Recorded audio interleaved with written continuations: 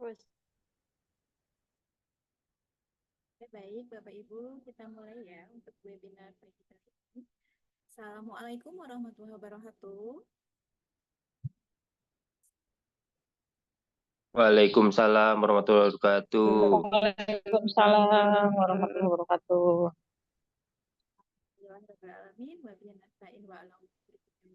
Wassalatu ala asrofil anbiya'i wal mursalin wa ala alihi washabihi ajmain amma ba'du. Ya, puji syukur kita panjatkan kehadiran Allah Subhanahu wa taala. Suaranya kecil, Bu. Maaf, Bu. Oke. Suaranya kecil. Cukup, Pak? Cukup. Oke, baik. Ya, puji syukur syukur kita panjatkan kepada kehadiran Allah SWT atas berkahan rezeki, kesehatan, hidayah serta inayahnya lah kita semua bisa berkumpul di pagi hari ini. Shalawat serta salam tak lupa kita haturkan kepada junjungan Nabi besar Muhammad Shallallahu Alaihi Wasallam beserta para sahabat dan para tabi'in. Semoga kita semua yang hadir di pagi hari ini mendapatkan syafaat di hari Yaumil Akhir. Baik. Yang terhormat Bapak Ketua Umum DPN APEPSI sekaligus keynote speaker di acara pagi hari ini yaitu Bapak Ahmad Rozi SEMM CPHCM. Terima kasih Bapak sudah berkenan hadir. Yang terhormat Bapak Dr. Jumadi SEMM selaku pengurus DPN APEPSI dan sekaligus Dekan FEB Universitas Widya Mataram Yogyakarta serta pemateri di acara webinar kali ini. Terima kasih Bapak sudah hadir. Kemudian yang kami sayangi dan kami cintai Bapak Ibu peserta webinar series batch 6 yang kami muliakan. Terima kasih Bapak Ibu sudah berkenan hadir meluangkan waktu dan kesibukannya ya. Oke. Saya Rida Aristiana, perkenankanlah saya selaku moderator di pagi hari ini untuk membacakan susunan acara. Yang pertama, pembukaan. Yang kedua, sambutan yang akan disampaikan oleh Ketua Umum DPN APEPSI. Kemudian yang ketiga, acara inti, pemaparan pemateri atau narasumber. Kemudian yang keempat, diskusi tanya-jawab. Dan yang terakhir adalah penutup.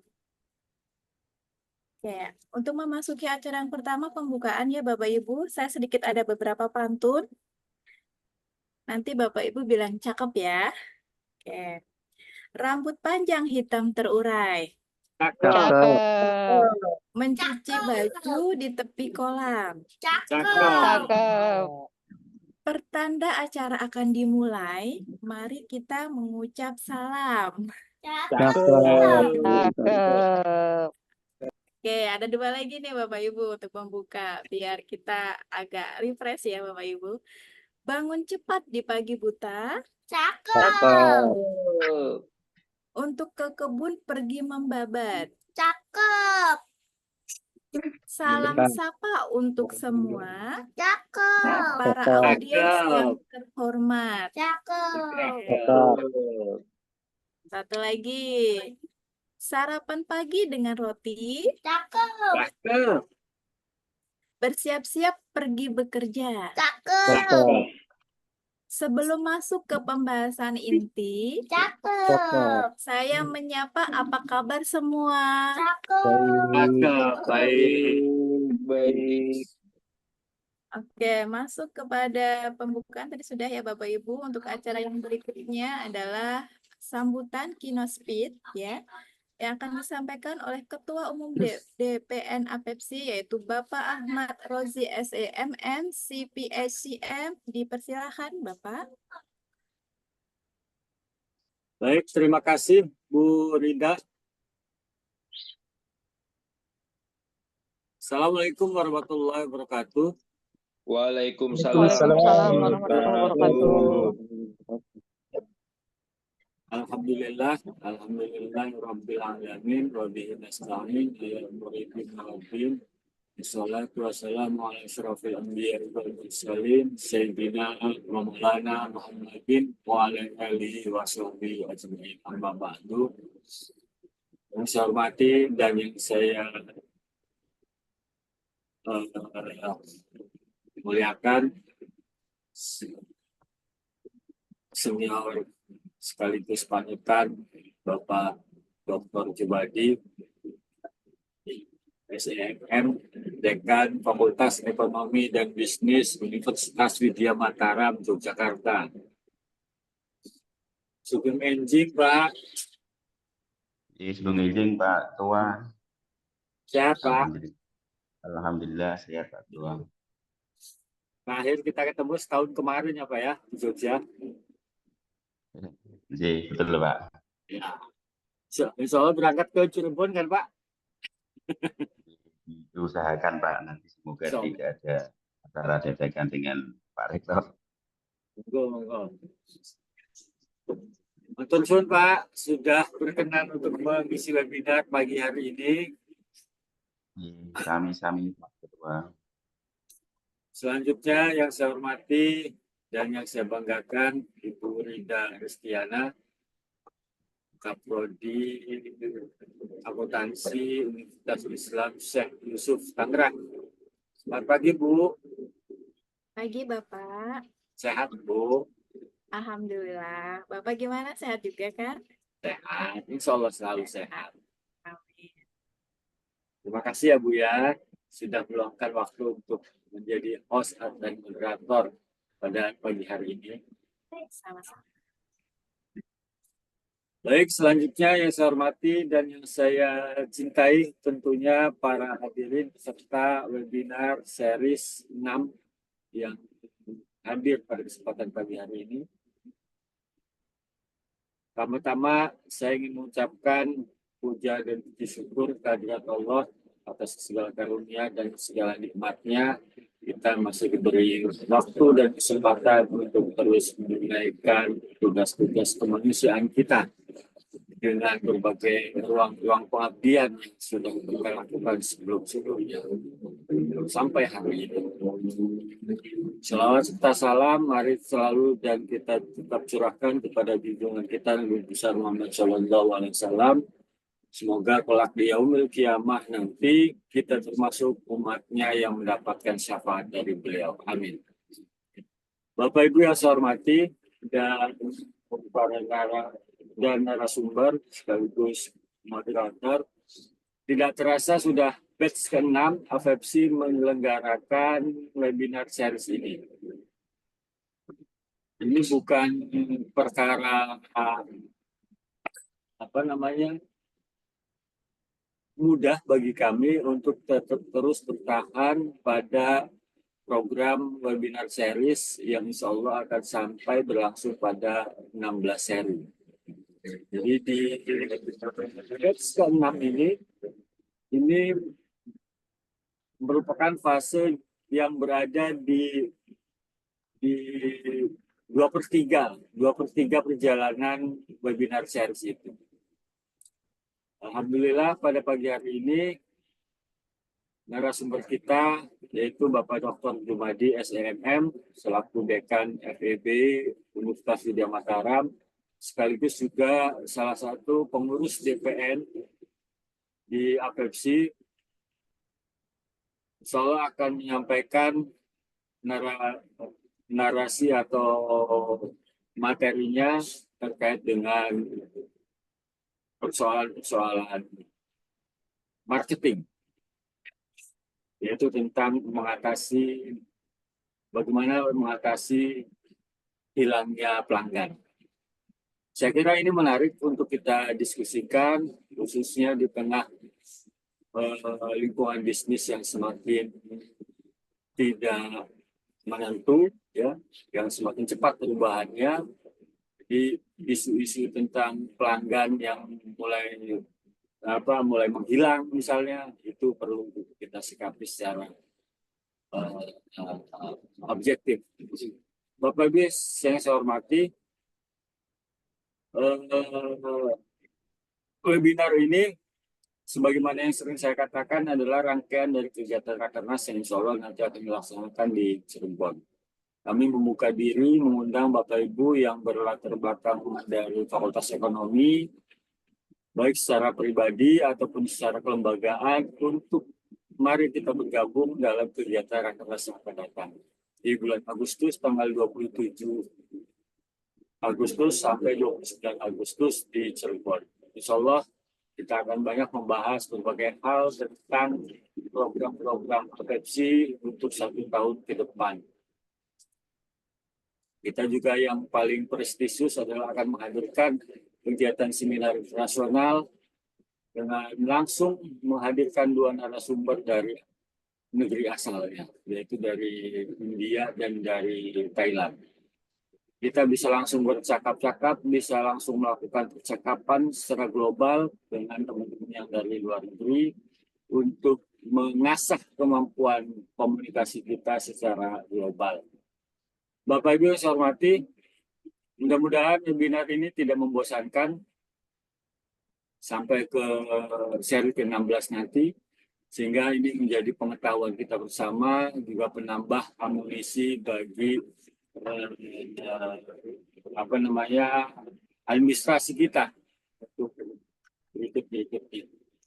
Saya kira itu saja yang bisa kami sampaikan. Sekali lagi terima kasih kepada narasumber yang sudah berkenan hadir dan memberikan materinya nanti. Tak lupa kepada moderator, Bu Rida yang sudah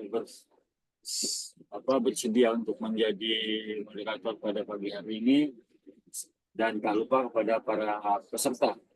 Semoga kita selalu diberikan kesehatan oleh Allah Subhanahu wa Ta'ala, sehingga dilancarkan segala urusan dan dimudahkan segala kesulitannya. Terima kasih, kurang lebihnya mohon maaf. Billahi taufiq wal hidayah. Wassalamualaikum warahmatullahi wabarakatuh. Waalaikumsalam warahmatullahi wabarakatuh. Baik, terima kasih Bapak Rozi atas sambutannya dan keynote speech-nya. Baik, Bapak Ibu, masuk ke acara inti ya Bapak Ibu yang sudah ditunggu-tunggu. Oke, acara inti akan disampaikan oleh Bapak Dr. Jumadi SEMM, pengurus DPN APEPSI dan sekaligus Dekan FEB Universitas Widya Mataram, Yogyakarta. Sebelum beliau menyampaikan, saya akan sedikit menyampaikan untuk kurikulum vitae beliau. Izin share screen. Hostnya bisa dikasih akses mungkin ya ke saya untuk saya screen layar.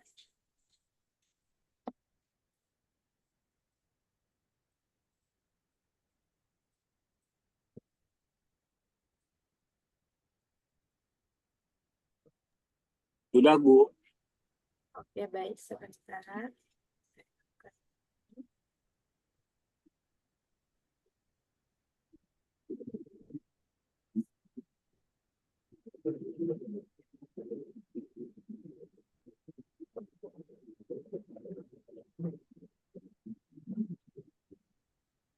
Apakah sudah muncul Bapak Ibu? Belum, Bu. Belum. Dah. Iya, sudah. Sekarang Oke, ada. baik. Ya, siap. Oke, terima kasih responnya. Nah, berikut Bapak Ibu, Bapak Dr. Jumadi SEMM, berikut adalah kurikulum vitae atau daftar riwayat hidup beliau. Beliau lahir di Gunung Kidul 16 Juni 1972, berstatus sudah menikah. Kemudian ini adalah akun-akun beliau ya Bapak Ibu, ini ada 22 lembar, jadi tidak mungkin saya bacakan semua, tetapi saya akan bacakan poin intinya saja. Beliau sudah menjadi Serdos, Bapak Ibu ya, sudah ada nomor Serdosnya di sini. Kemudian penghargaan yang sudah pernah diraih oleh beliau adalah juara 1 lomba pidato dalam bahasa Jawa tingkat universitas tahun 2017. Kemudian penyaji terbaik ketiga dalam seminar hasil penelitian LPPM UWM 2020. Dosen berprestasi 1 tingkat Universitas Widya Mataram tahun 2020. Dosen berprestasi 1 tingkat Universitas Widya Mataram tahun 2021 dan 2022. Riwayat pendidikan beliau S1 Universitas Widya Mataram Yogyakarta hingga 1998, S2 di STIE AB Surabaya dari tahun 2000 hingga dengan 2002, S3 di Universitas Pajajaran dari tahun 2011 sampai dengan 2015. Berikut adalah riwayat pekerjaan dan organisasi beliau dari 2000 hingga sampai dengan tahun 2004, Bapak Ibu. Nah, ini banyak sekali. Beliau sebagai pengurus masyarakat ekonomi syariah DIY, kemudian di tahun 2002 hingga sekarang, Dewan Pakar APAUDI DIY 2021 hingga sekarang, pengurus ICMI Kabupaten Sleman Departemen UMKM 2024 hingga sekarang, Dekan Fakultas Ekonomi Universitas Widya Mataram Yogyakarta. Adapun bidang keahlian dan konsentrasi beliau, ada 12 bidang ya Bapak Ibu, ada teknik, bisnis internasional, manajemen proyek, statistik, metodologi penelitian, koperasi, strategi manajemen SDM, kecerdasan emosional, dan berikutnya. Kemudian untuk kegiatan pelatihan atau work beliau ini sangat banyak sekali. Beliau ada pelatihan proses belajar mengajar bagi dosen PTS Kopertis wilayah 4 dan hingga seterusnya ya Bapak Ibu, ini sangat banyak sekali, luar biasa sekali beliau karya-karya dan prestasinya. Kemudian untuk publikasi ilmiah ini juga banyak, dari tahun 2021 sudah publish hingga dengan nih banyak sekali Bapak Ibu. Oke. Hingga dengan 59 artikel publikasi. Nah, ini terkait dengan marketing, strategi, kemudian kualitas layanan aplikasi Dana, kemudian yang terbaru ini ada stakeholder engagement, government policy, dan tourist satisfaction. Kemudian beliau juga aktif sebagai pembicara, penyaji, sekaligus narasumber di berbagai seminar, pelatihan, dan workshop Bapak Ibu. Ini banyak sekali prestasi beliau.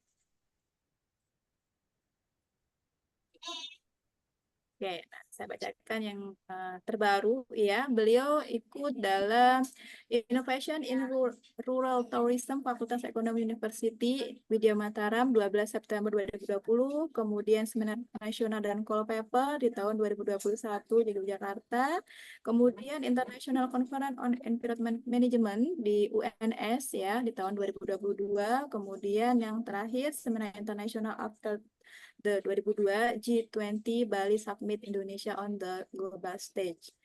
Nah, kemudian untuk seminar, beliau juga sebagai partisipan ya Bapak Ibu, ini banyak sekali. Karena banyak sekali ini. Kalau kita bacakan satu persatu tidak akan selesai, khawatirnya nanti menghabiskan waktu. Nah, beliau juga aktif dalam kegiatan penelitian, banyak sekali. Adapun kegiatan sosial ekonomi atau pengabdian masyarakat beliau ini sudah berjalan dari 2021 hingga saat ini ya Bapak Ibu. Nah, yang terakhir ada di Santripreneurship bagi santri Pondok Pesantren Tahfiz Quran Yatim Nurani Insan di 27 Juni 2024. Beliau juga aktif membuat atau menyusun buku Bapak Ibu dari 2015 terkait dengan pemasaran kepariwisataan terpadu, kemudian manajemen pemasaran, ada manajemen operasi, manajemen pemasaran terpadu, ada lagi metode penelitian bisnis ini di tahun 2023. Kemudian untuk Haki sendiri, ini adalah hak cipta, ada terkait dengan publikasi ya Bapak Ibu kalau tidak salah ini ya, ada Das Governance Policy and Fiscal Make Tourism Satisfaction di tahun 2002, kemudian yang terakhir ada The Strategic Planning in Indonesia Tourism Industry with USPM Model. Nah, berikut ya Bapak Ibu untuk kurikulum vitae beliau, sangat banyak sekali, semoga ini bisa menjadi inspirasi buat Bapak Ibu.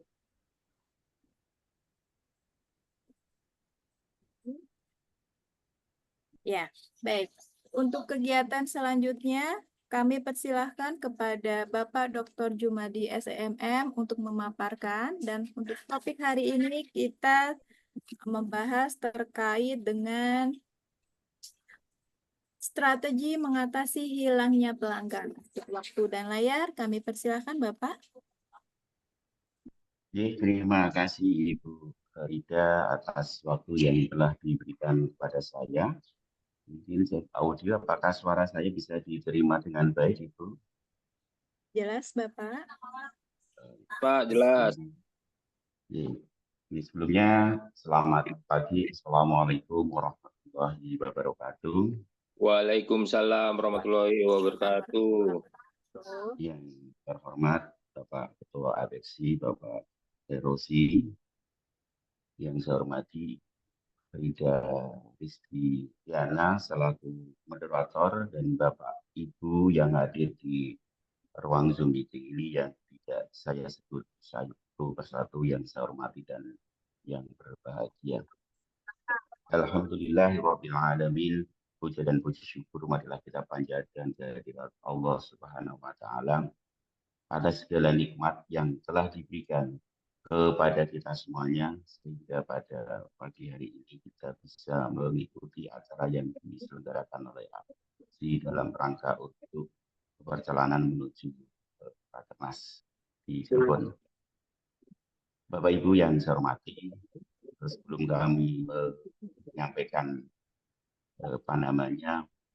beberapa pandangan gagasan atau sesuatu yang akan kita sampaikan nanti, izinkan saya mohon maaf apabila beberapa hal yang saya sampaikan nanti ada yang kurang berkenan karena forum ini sebenarnya bukan forum untuk ajang menggurui ya, tetapi forum yang dapat digunakan untuk saling bertukar informasi, saling bertukar pandangan, saling memberi masukan dari satu dan yang lainnya. Saya di sini kiranya hanya pemantik diskusi yang diselenggarakan oleh APEKSI ini sehingga kita bisa menemukan nanti hal-hal baru dalam dunia, terutama di dunia marketing. Bapak Ibu yang saya hormati, izinkan saya bisa share screen-nya saya atau dari Bu Rida ya. Untuk share screen-nya, barangkali saya diberikan akses untuk bisa share materi ya, gitu. Atau dari Ibu Rida yang akan menyampaikan share. Baik, gimana host?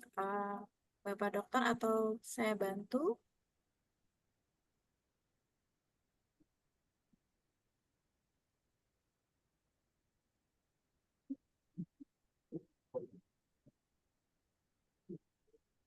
Supaya Bapak Dokter Jumadi diberikan akses supaya bisa share screen.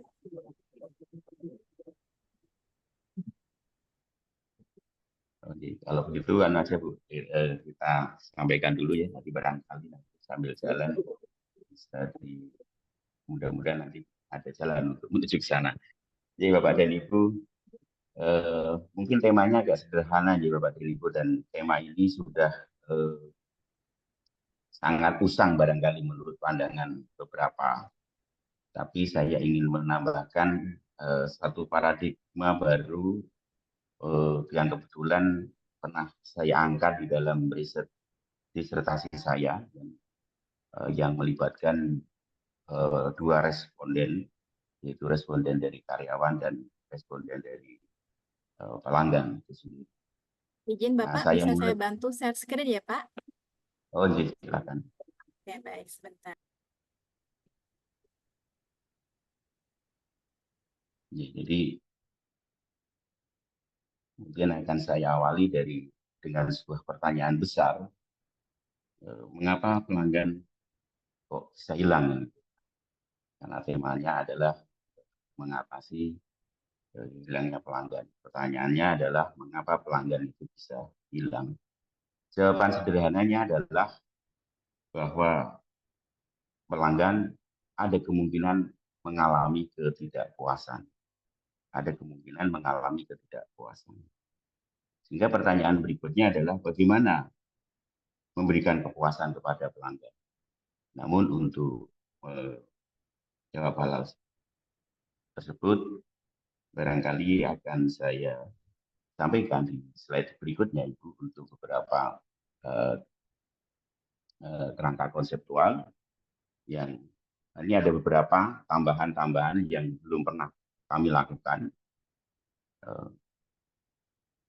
Kalau kita melihat bahwa pelanggan itu ternyata tidak hanya orang yang menggunakan produk yang kita hasilkan, baik itu jasa maupun barang, tapi pelanggan itu ada dua, itu pelanggan yang melakukan pekerjaan setelah kita. Seandainya kita berposisi sebagai atasan atau sebagai ketua tim, yang disebut dengan pelanggan internal. Nah,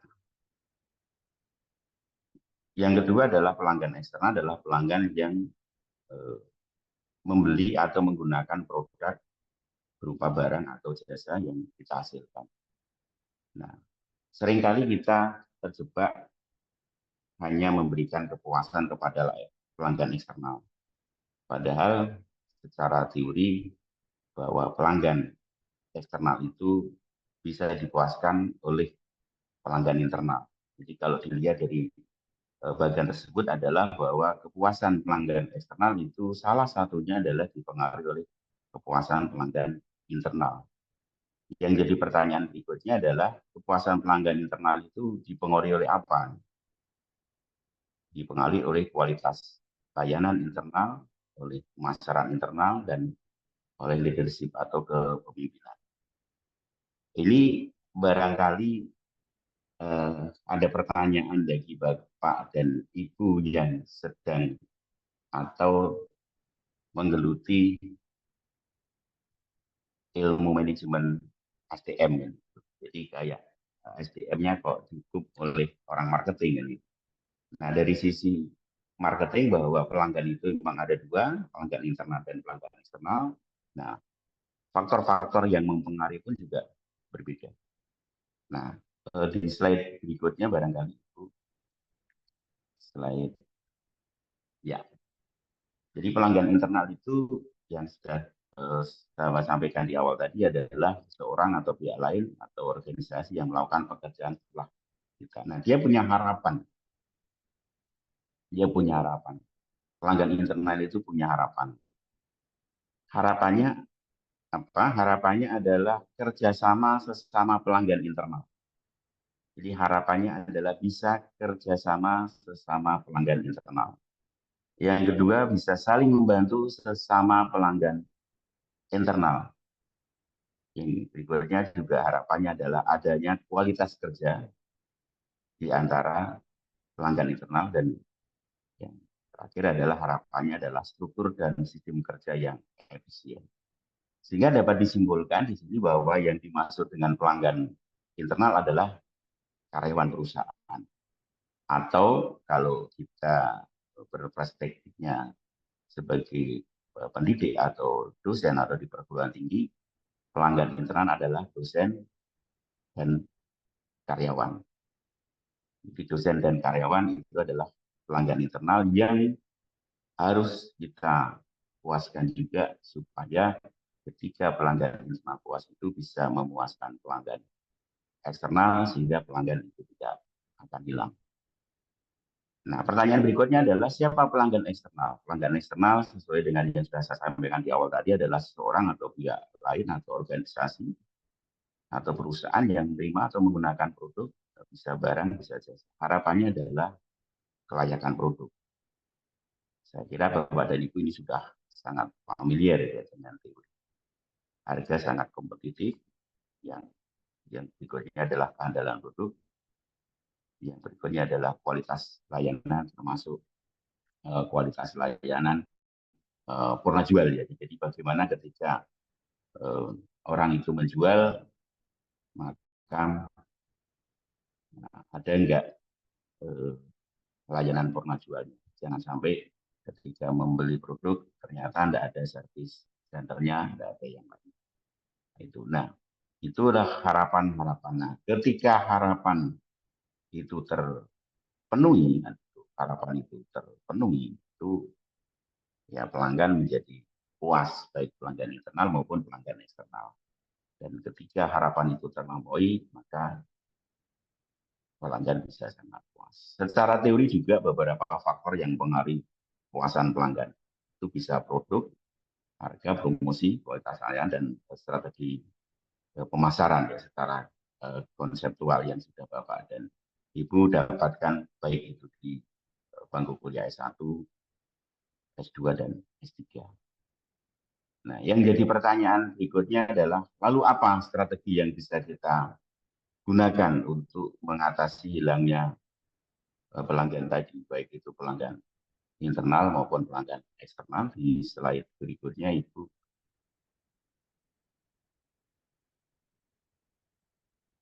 Ya, slide terus lagi. Ya, satu lagi. Nah, beberapa strategi yang tawaran ya Bapak dan Ibu, karena di dalam diskusi ini kita akan mencari barangkali ada gagasan baru dan selain gagasan yang saya sampaikan, yaitu strategi menangani hilangnya pelanggan. Slide berikutnya adalah strategi kepemimpinan. Jadi strategi yang pertama adalah strategi kepemimpinan. Yang kedua nanti kita akan bahas sedikit optimalisasi kecerdasan.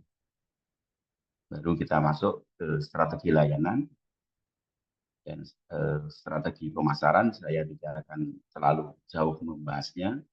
Dan yang terakhir adalah profesionalisme SDM. Oke, masuk di slide berikutnya Ibu, di strategi kepemimpinan. Sebagai seorang pendidik, katanya kita harus melakukan inovasi. Dan orang Jawa biasanya menggunakan teori otak-atik gadok. Nah, oleh karena itu, dengan pendekatan yang ada dalam total quality management, saya menggunakan istilah kepemimpinan kolektif. Nah, kepemimpinan kolektif ini bisa digunakan untuk menjadi salah satu cara untuk mengatasi hilangnya pelanggan. Di layar sudah nampak konsepnya adalah total quality management. Nah, di dalam total quality management itu prakteknya adalah bahwa di dalam organisasi itu selalu akan ada yang namanya pimpinan dan akan selalu ada yang namanya karyawan. Kalau di dalam perguruan tinggi ya ada dosen dan ada tenaga kependidikan. Supaya hasilnya bagus, karyawannya puas, mahasiswanya puas, hal yang dapat dilakukan adalah dengan menerapkan yang disebut dengan kepemimpinan kolektif.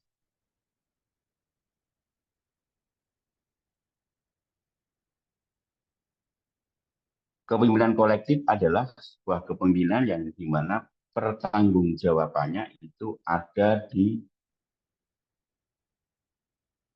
semua level,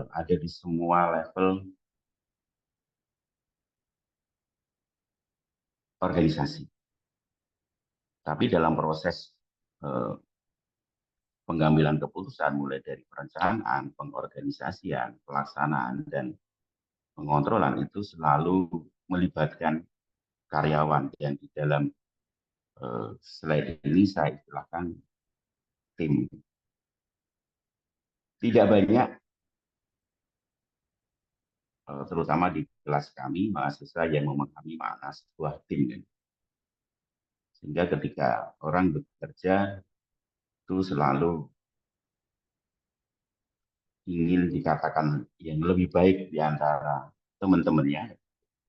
Dan praktek-praktek yang terjadi biasanya memunculkan sebuah slogan yang disebut dengan kambing hitam. Itu karena karyawan tidak memanai atau anggota organisasi itu tidak memanai dirinya sebagai sebuah anggota tim. Yang kita sudah ketahui bahwa tim adalah sebuah akronim di mana together everyone achieve more, jadi seorang individu itu ingin bersama-sama untuk mencapai kebaikan. Itu dari sisi karyawan.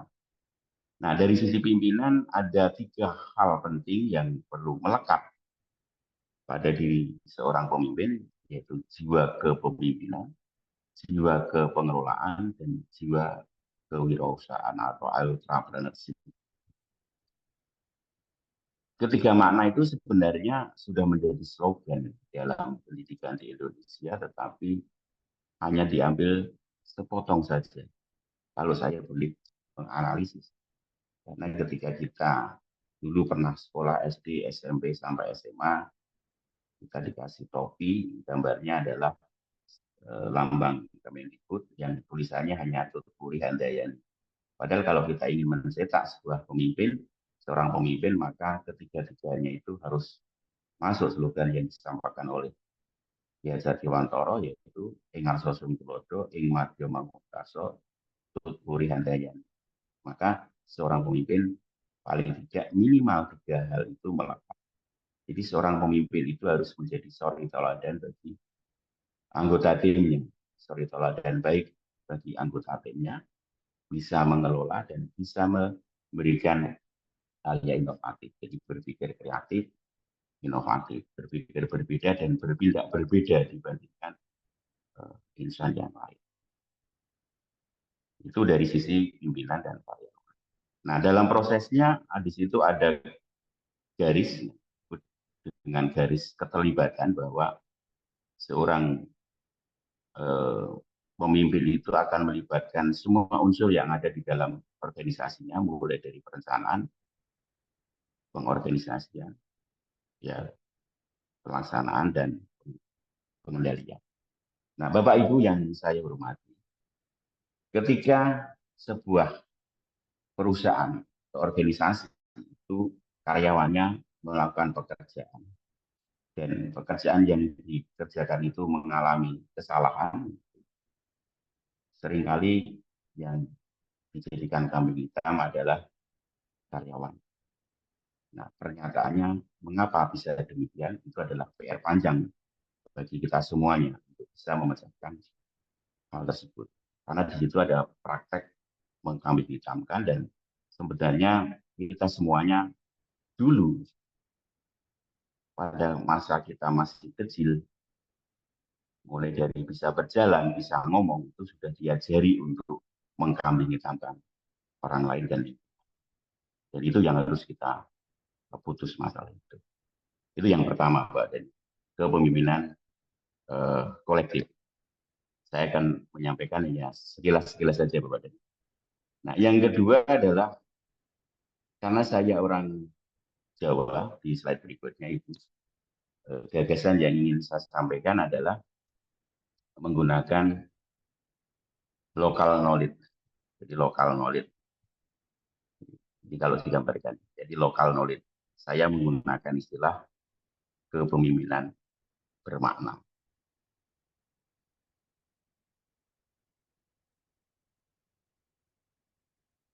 Ada 7 indikator yang digunakan untuk memaknai sebuah kepemimpinan itu supaya benar-benar mempunyai makna sebagai seorang pemimpin. Karena saya di Jawa dan kebetulan universitas kami itu adalah universitas yang didirikan oleh Sri Sultan Hamengkubuwono yang ke-9 dan Kanjeng Pangeran Arya Mangkubumi putra mahkota pada saat itu yang sekarang Sri Sultan Hamengkubuwono yang ke-10. Kami menggunakan pendekatan kearifan lokal, masuk di dalam mata kuliah kami itu ada mata kuliah yang namanya Kewidya Mataram atau Kemataram. Nah, seorang pemimpin itu supaya bermakna harus memberikan keteladanan. Maka saya menggunakan 7N. N yang pertama adalah nyuntuni, ini dalam bahasa Jawa. Jadi bagi Bapak Ibu yang di luar Jawa, saya menggunakan istilah Jawa, itu nyuntuni itu adalah memberikan keteladanan baik. Sebenarnya di dalam teori manajemen itu ada yang namanya lead by example. Jadi memimpin dengan menggunakan contoh. Yang kedua adalah merengkuh. Merengkuh itu merangkul, tidak pilih kasih. Tidak pilih kasih antara karyawan satu dengan karyawan yang lain. Tetapi pilih kasih ini selalu ada di dalam organisasi. Bahkan orang menciptakan untuk dikasihi. Karyawan menciptakan. Sebagai bukti bahwa ketika ada penerimaan karyawan baru itu masuk, dia akan selalu bertanya karakter pimpinannya itu seperti apa gitu. Sehingga apa? Dia bisa melayani pimpinan itu dengan baik gitu. Kalau dia melayani lebih baik dari karyawan yang lain, dia tidak akan dikasih atau disayangi. Berarti itu menciptakan pilih kasih. Nah, dalam konsep ini Bapak dan Ibu bahwa pemimpin itu bukan yang dilayani, tetapi pemimpin itu adalah yang melayani. Sehingga kalau sesuatu yang terjadi tadi bahwa seorang karyawan yang masuk itu cari apa sih karakter pimpinannya supaya dia bisa dikasihi, maka dalam paradigma ini kami balik apa karakter yang dimiliki oleh karyawan kami supaya kami bisa mengetahui karakter yang sebenarnya dan kita bisa meminta bantuan atau bisa memberikan layanan yang terbaik. Ambil contoh, saya orang Jawa. Kalau dipimpin oleh orang Jawa, ya pasti tahu bahwa orang Jawa itu nggih, mboten, mboten, nggih. Jadi tidak itu belum tentu tidak, bisa saja iya.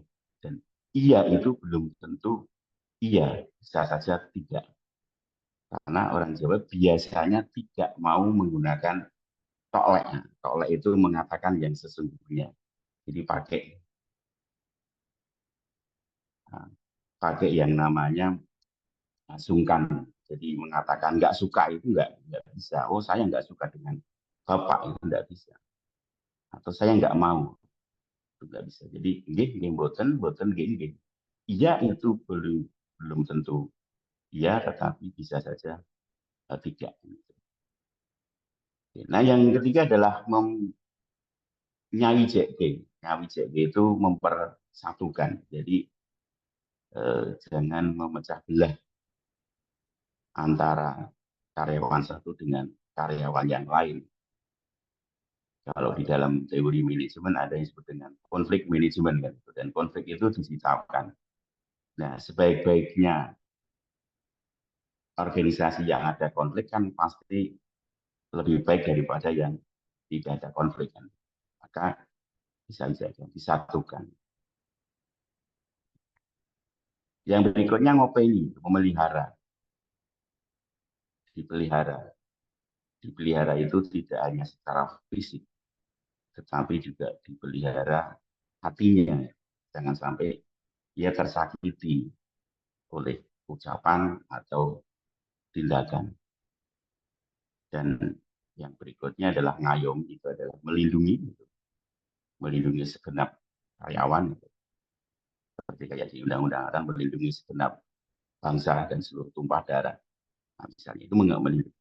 Dan yang keenam adalah ngerantaki hati, itu adalah memotivasi, bisa menggerakkan anggota organisasi atau karyawan.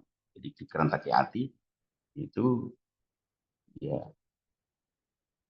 motivasinya dimunculkan dari dalam, kemauannya itu dimunculkan dari dalam, bukan karena lingkungan, bukan karena apa namanya iming-iming, bukan karena yang lain kan, tetapi bagaimana kita.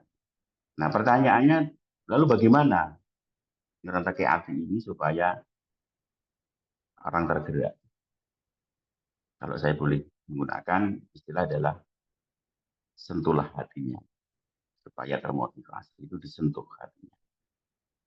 Jadi leading by heart. Dan yang terakhir Bapak dan Ibu adalah menenteramkan hati. Jadi pemimpin yang bisa menenteramkan hati adalah pemimpin yang insya Allah akan selalu dinanti kedatangannya, akan selalu dinantikan keberadaannya dalam perusahaan atau di dalam lingkungan kerja. Karena bisa saja kalau orang Jawa bilang hatiku adem kalau datang Pak ini. Jadi membuat hati itu menjadi dingin kan itu, menjadi dingin. Itu nenteramkan. Jangan sampai Bapak dan Ibu ketika nanti jadi pemimpin, itu ketika datang malah tidak suka. Aduh, Bapak ini datang, gimana ini ya? Itu jadi berarti tidak menerangkan hati. Oke. Bapak Ibu yang saya hormati, nah, di konsep kepemimpinan berikutnya adalah konsep kepemimpinan yang kebertemanan ini. Ini bukunya sangat familiar, sangat viral ya. Dia masa disebut dengan friendly leadership konsep berikutnya. Nah, beberapa hal yang ada di situ indikatornya adalah memprioritaskan orang lain. Sama sebenarnya ketika kita bekerja itu kan harus mengutamakan kepentingan orang lain atau organisasi di atas kepentingan kita. Di slide berikutnya itu. Yang berikutnya adalah mendengarkan secara aktif. Jadi kepemimpinan kebertemanan dan leadership ini dengan indikator ini adalah mendengarkan secara aktif. Banyak pemimpin-pemimpin itu ketika diberi masukan bawahannya kadang-kadang nggak mau kan gitu karena merasa lu anak kecil atau mungkin bagian operasional kok ngasih nasihat. Kalau yang pernah kami terapkan, saya konsepnya itu berguru itu tidak memandang siapa, tapi berguru itu memandangnya apa yang kita peroleh.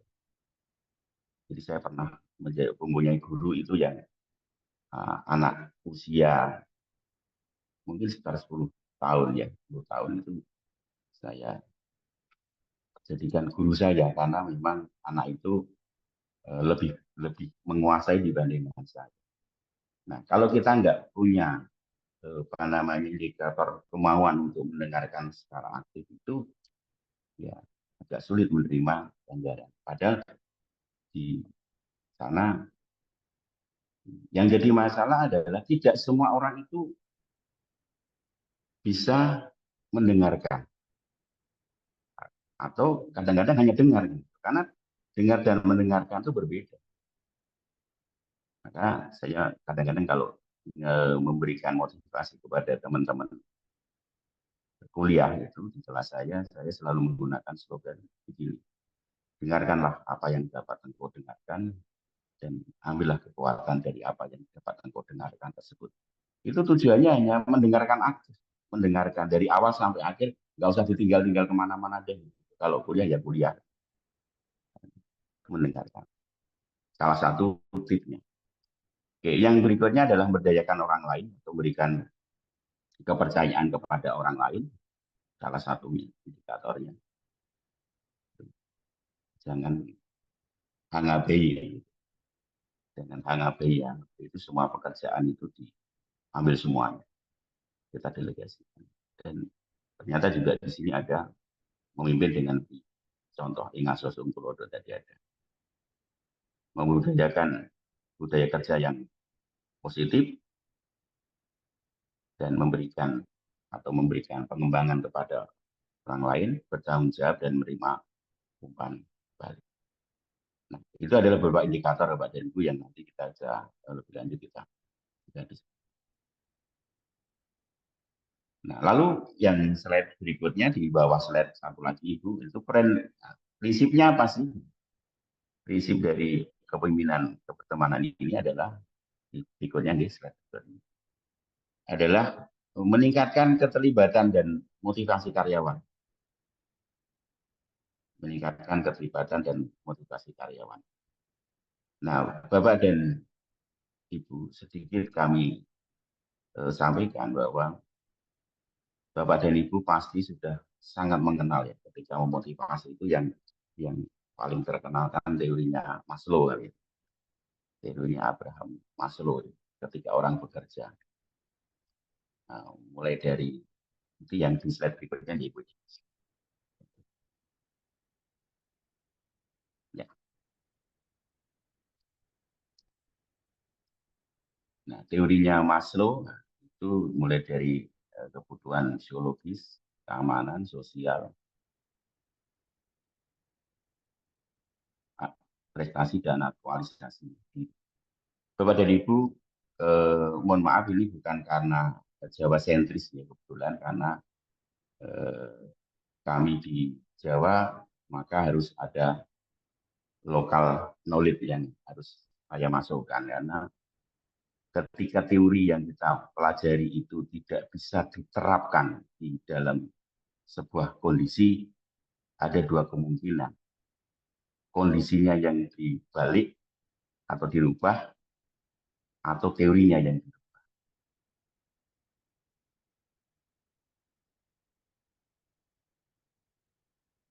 Teori motivasi yang ada di Jawa, khususnya di tempat saya, di Turki.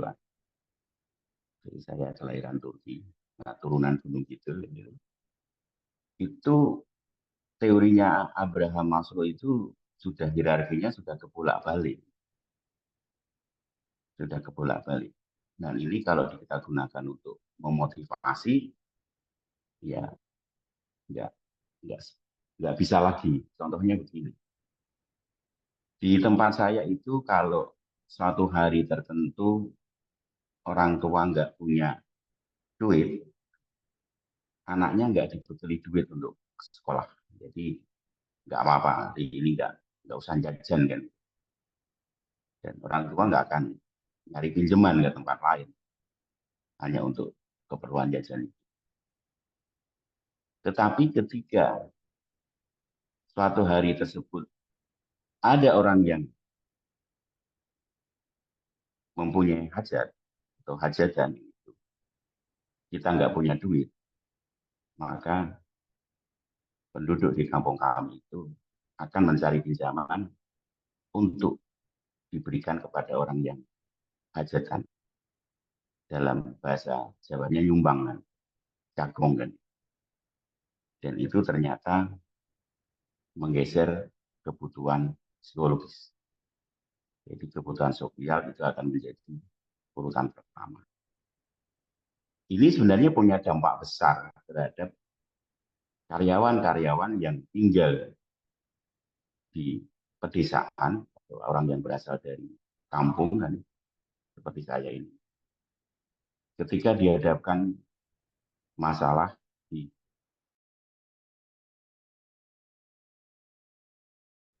mau pinjam duit, pemimpinnya tidak memberi, padahal tidak ditanya alasannya untuk apa. Kalau alasannya untuk kepentingan fisik, nggak diberi nggak apa-apa, alasannya supaya tidak konsumtif. Tapi kalau kepentingannya untuk jagong, tidak bisa tidak diberi. Karena ketika tidak diberi, karyawan itu tidak bisa jagong, maka karyawan itu akan punya masalah di lingkungannya, dan ketika diketahui bahwa dia tidak jagong, pasti dia akan malu. Dan itu akan membuat orang stres, dan stres itu akan menurunkan produktivitas kerja. Nah, ketika kita menganggap bahwa karyawan itu adalah teman, maka dia bantu teman itu untuk menyelesaikan masalah. Itu salah satu. Yang berikutnya adalah meningkatkan kepuasan dan retensi kerja.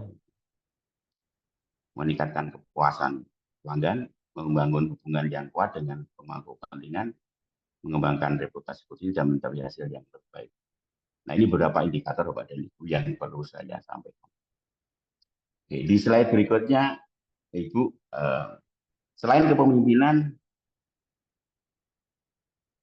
saya akan menggunakan sebuah pandangan bahwa untuk meningkatkan kepuasan baik itu pelanggan internal dan pelanggan eksternal adalah optimalisasi kecerdasan.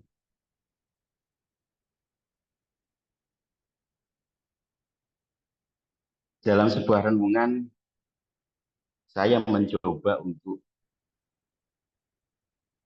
membuat, biasanya orang Jawa itu sebenarnya otak-atik gaduk. Dan ini bukan ujuk-ujuk ya, bukan mak bedunduk, tetapi melalui rangkaian panjang untuk membuat sebuah model yang nampak di dalam gambar ini, bahwa orang yang cerdas insya Allah akan lebih memberikan kemanfaatan. Kira-kira seperti itu. Termasuk bisa memberikan kepuasan baik ke pelanggan internal maupun pelanggan eksternal. Tergantung dia posisinya sebagai apa. Sebagai pimpinan atau sebagai karyawan. Saya mengembangkan kecerdasan ini yang saya sebut atau saya singkat menjadi sebuah akronim yang sangat disukai oleh orang, yaitu seksi.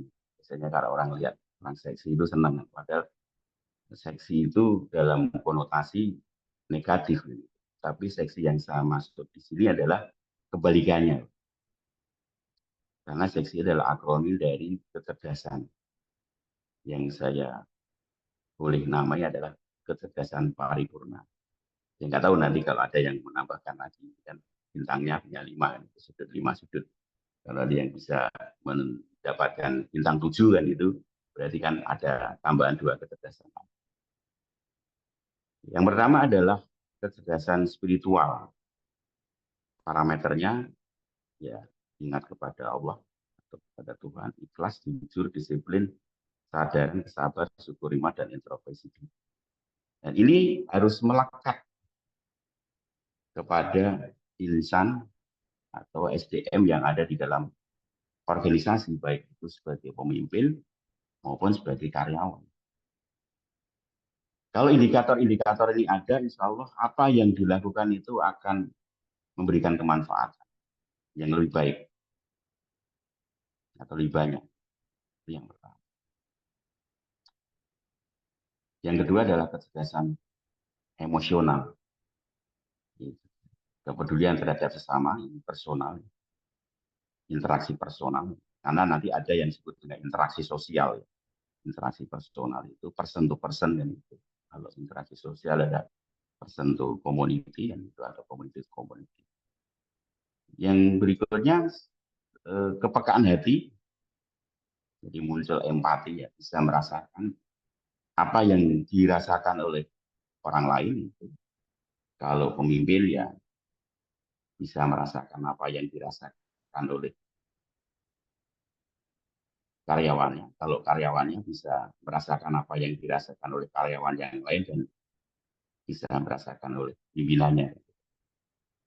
Karena yang dibuat jengkel itu tidak hanya karyawan, tapi pimpinan juga bisa dibuat jengkel oleh karyawan. Terus sebaliknya, karyawan juga bisa dibuat jengkel oleh pimpinannya.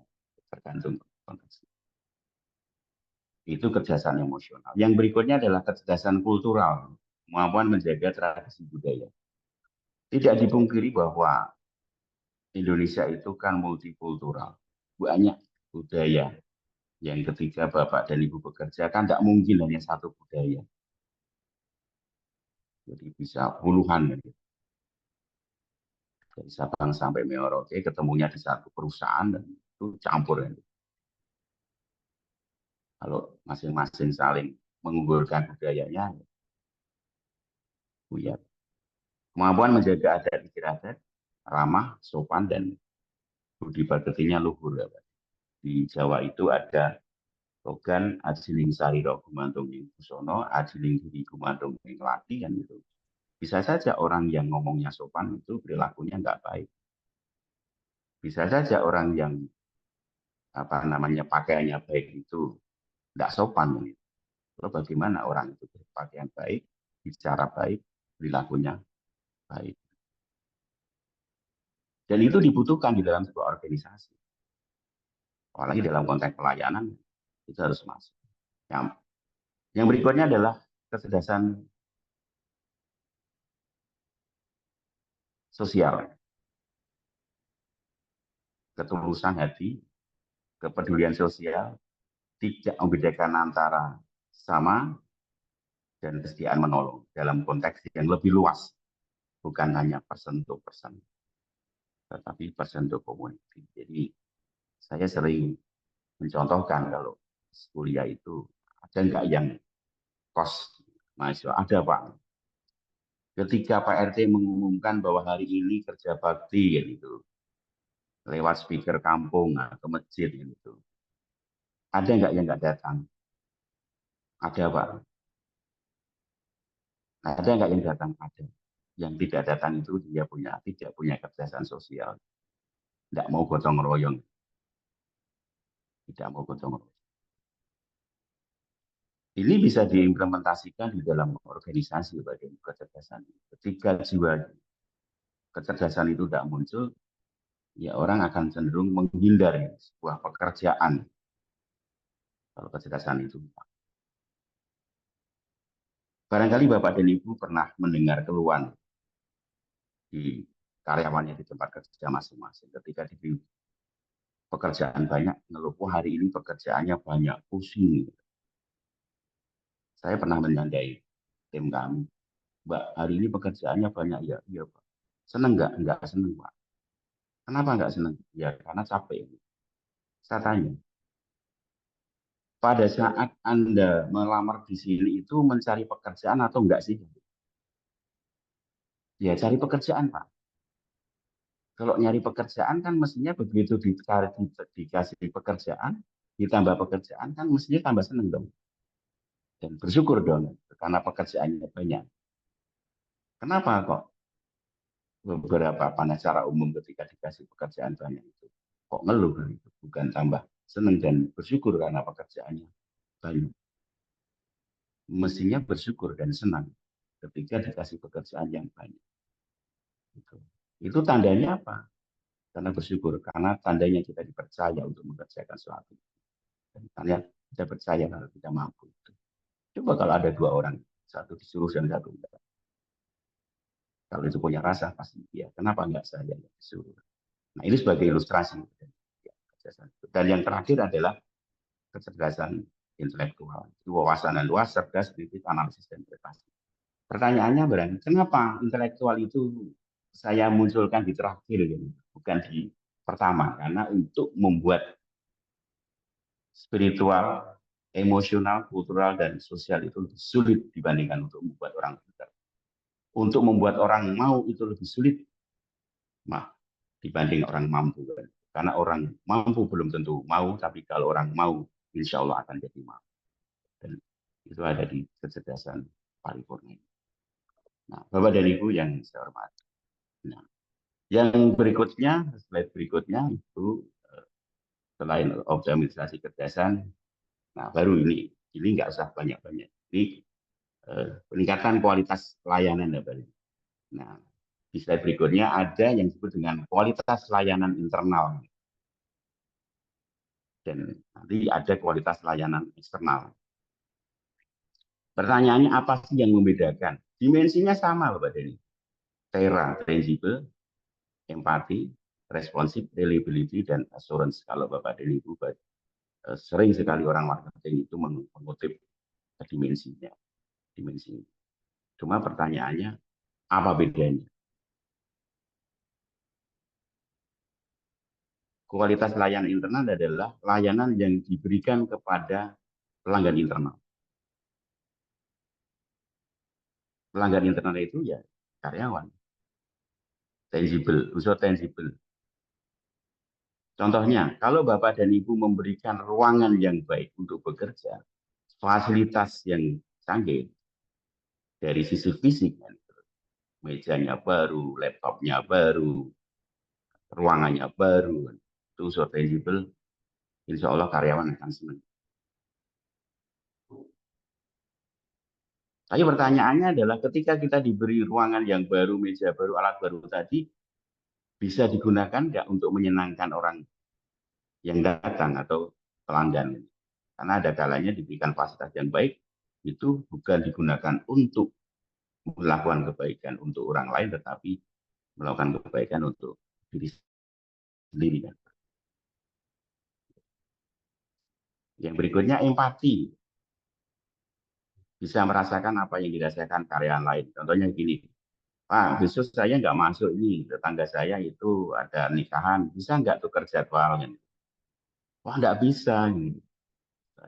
Saya juga punya ini. Nah, dia nggak punya empati, karena apa? Suatu saat dia paling juga akan bertukaran jadwal. Jadi kalau punya karyawan yang tidak mau saling bertukar jadwal, ya empatinya rendah. Terus responsif, Kalau karyawan itu mengalami kesulitan, ya dia langsung membantu, responnya cepat. Apa yang bisa saya bantu ini? Itu sesama karyawan.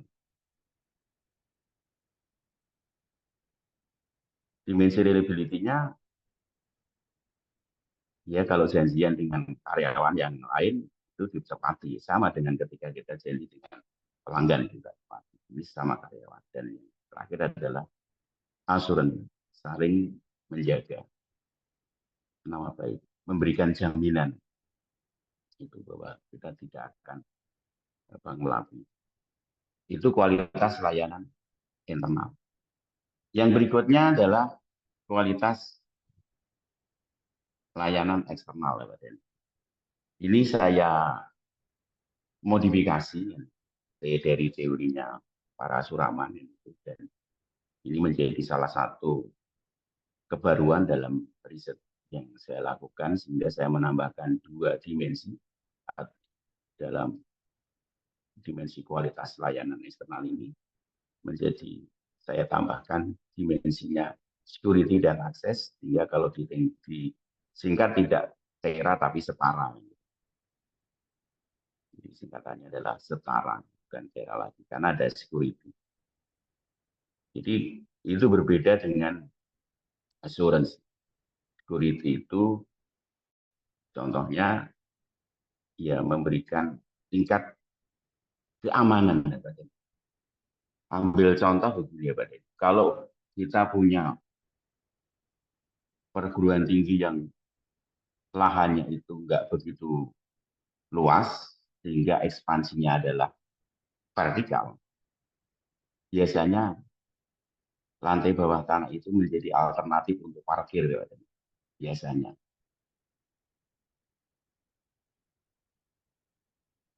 Satu, ada nggak unsur keamanan di situ? Itu yang juga harus kita perhatikan. Karena parkir itu tidak hanya untuk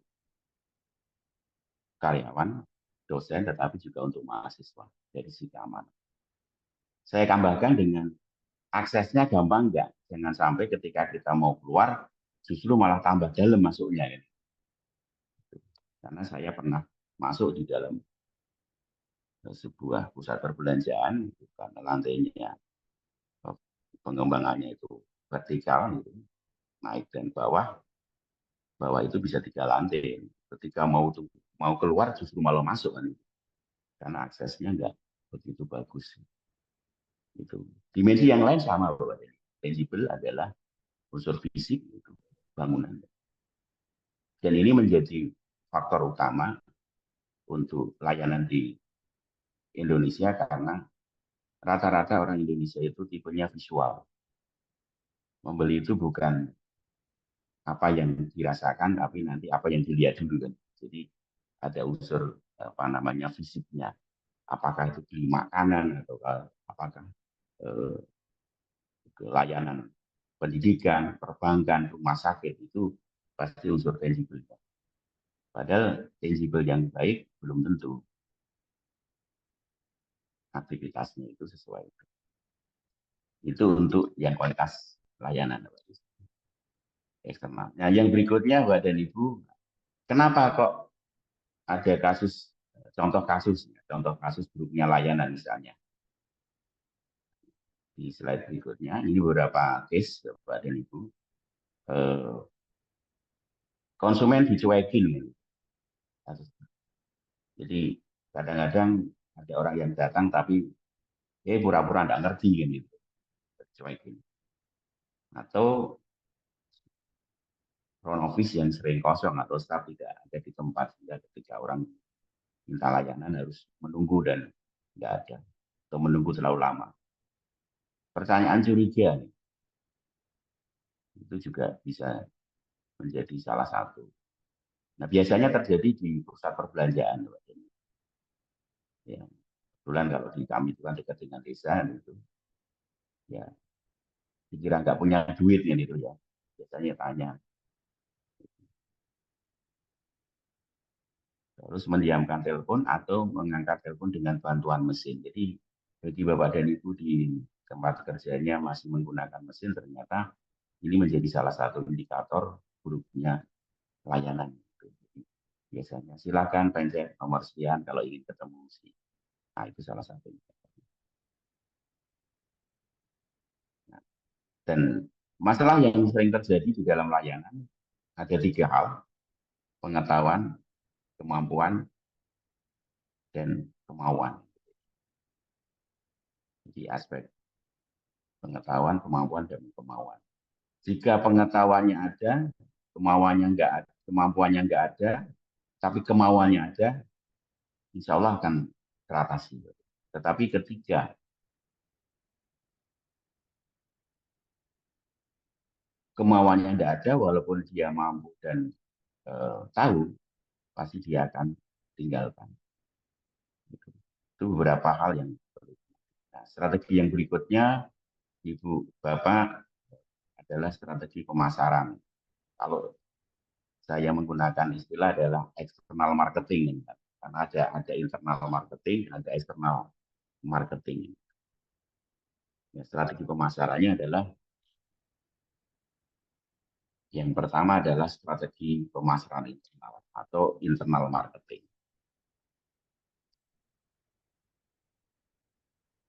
Apa dimensi-dimensi di dalam internal marketing yang perlu kita ketahui untuk membuat pelanggan itu tidak hilang? Itu yang pertama adalah motivasi dan sistem penghargaan.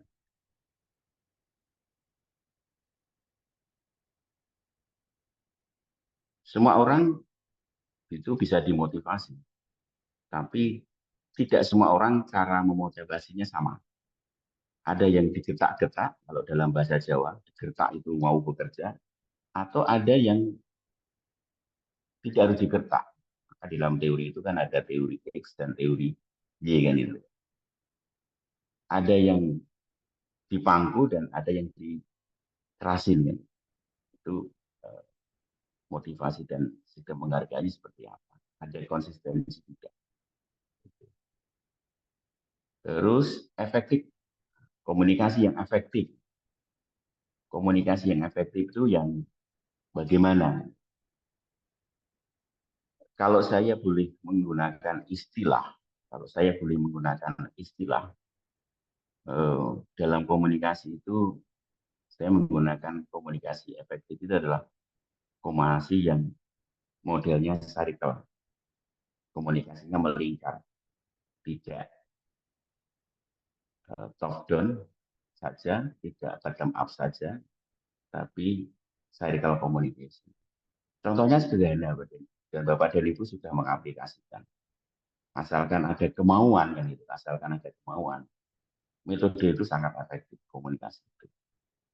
Seperti hari ini ketika Bapak dan Ibu masuk ke grup WA itu sebenarnya ketika ada satu orang yang memposting informasi di grup WA itu sebenarnya implementasi dari circle communication. Karena satu sumber itu semuanya bisa tahu. Tapi kalau top down, ya belum tentu. Atas sampingnya nggak ngerti. Itu efektif komunikasi. Sehingga kita terbantu ya dengan saat ini dengan WA ya, dengan WA group ini. Sehingga ini adalah bukti nyata bahwa circle communication itu benar-benar efektif. Yang berikutnya adalah efektivitas seleksi tenaga atau karyawan. Sasaran enggak.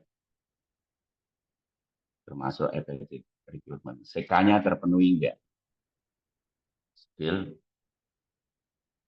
experience, knowledge, dan ability-nya. Setelah masuk, baru efektif pengembangan. Ya dikembangkan, dalam hal apa dikembangkan? Siapa yang harus dikembangkan? Metodenya apa untuk pengembangan? Jadi tidak sembarangan ketika, oh saya mau kuliah Pak, mau studi lanjut misalnya, itu pengembangan. Ya. Itu harus sesuai dengan kebutuhan. Kalau enggak, ya setelah kuliah ya enggak akan ada dampak positifnya. Yang berikutnya adalah effective support system. Jadi effective support system itu sesuatu yang bisa mensupport terhadap aktivitas organisasi itu berjalan lebih baik. Misalnya sistem informasi dan komunikasi yang dibangun. Itu salah satu contoh. Terus healthy work environment, jadi lingkungan kerja yang sehat. Lingkungan kerja yang sehat itu bukan hanya lingkungan kerja secara fisik, tetapi juga lingkungan kerja yang non fisik. Bagaimana kenyamanan hati itu lebih penting dibandingkan yang lain. Jadi sehat jiwa dan sehat raga ini. Jadi itu bisa membuat pelanggan internal itu akan merasa betah dan tidak hilang. Kalau orang saya bilang dibayar sidik rapopo, yang penting nyaman. Bayar kecil tidak apa-apa, yang penting nyaman.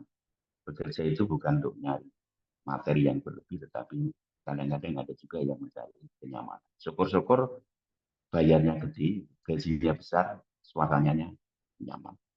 Itu strategi pemasaran internal. Nah, yang berikutnya adalah strategi pemasaran eksternal. Saya tidak akan menjelaskan Bapak dan Ibu, yaitu yang disebut dengan marketing mix, ya, disebut dengan marketing mix. Strategi pemasaran eksternal disebut dengan marketing mix. Ada produk, price, promotion,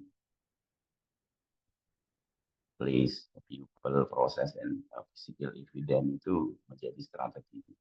Cuma pertanyaannya, bagaimana? Strategi itu tergantung pada nanti konsumennya. Jadi konsumen perguruan tinggi ya berbeda dengan konsumen lembaga keuangan ya, produknya. Nah, yang terakhir ya Pak dan Ibu, strategi yang terakhir adalah meningkatkan profesionalisme SDM Pak dan Ibu. Clue-nya sederhana Pak dan Ibu.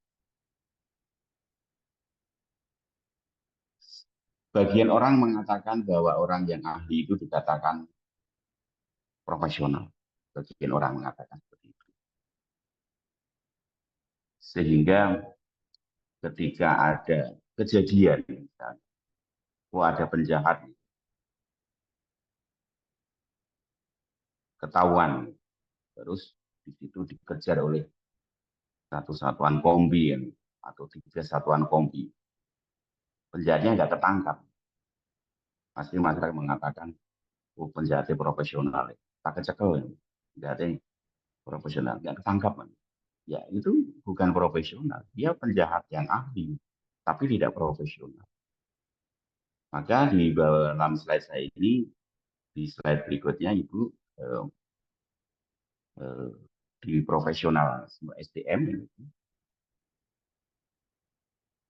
ada beberapa indikator, bahkan profesional itu banyak indikator.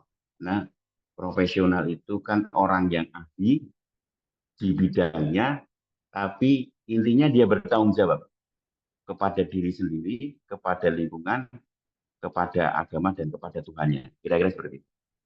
Itu orang profesional. Jadi kalau orang yang pinter, tapi untuk kejahatan, tidak profesional. Hanya orang ahli aja. Maka carilah ahli yang profesional. Jadi pinter tapi bertanggung jawab. Maka di situ ada banyak sekali indikator yang mengetahui job profilnya, mengetahui isi jabatan, mengetahui persyaratan jabatan, dan bertanggung jawab. Itu ciri-ciri dari profesional. Dan yang terakhir ya Bapak dan Ibu, slide yang terakhir ya Bapak dan Ibu, harapan ya Bapak dan Ibu. Kalau semuanya, semua strategi itu kita jalankan, kita berharap terhadap hasil.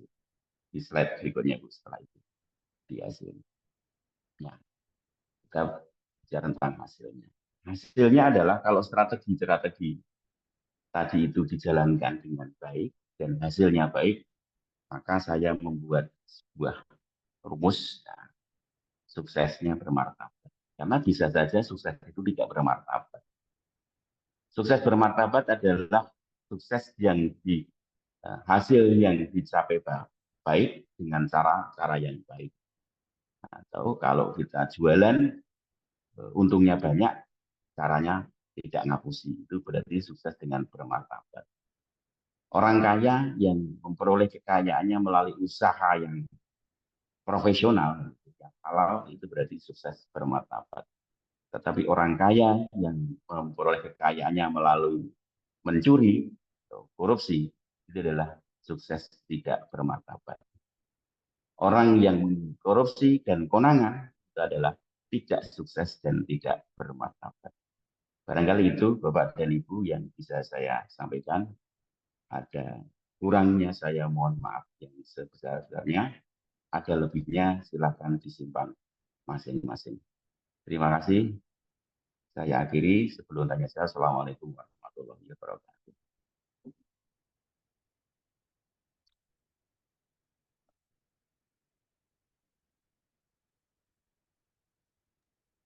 Waalaikumsalam warahmatullahi wabarakatuh. Nah, itu tadi penyampaian materi dari Bapak Dr. Jumadi. Terima kasih Bapak sudah memberikan insight ke kami, Bapak. Oke, baik Bapak Ibu, Sama-sama. kita masuk pada tahapan diskusi ya Bapak Ibu ya. Coba saya tengok dulu untuk room chatnya. Apakah ada yang bertanya? Silahkan bisa langsung raise hand atau speak langsung. Atau mungkin komentar di kolom chat. Jika ada Bapak Ibu yang ingin bertanya terkait dengan materi di pagi hari ini, silahkan.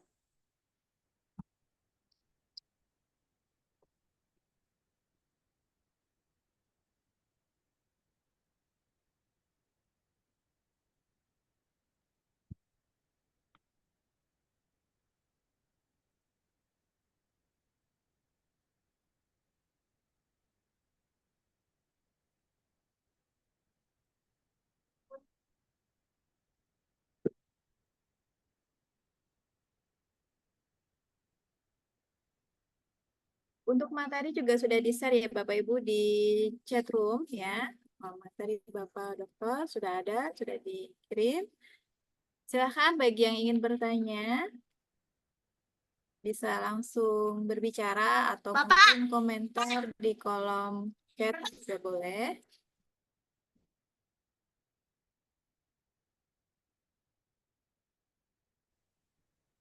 Saya boleh bertanya, Bu Rida? Boleh Ibu Nanda, dipersilakan Ibu, silakan. Terima kasih, mohon maaf ini sambil di perjalanan.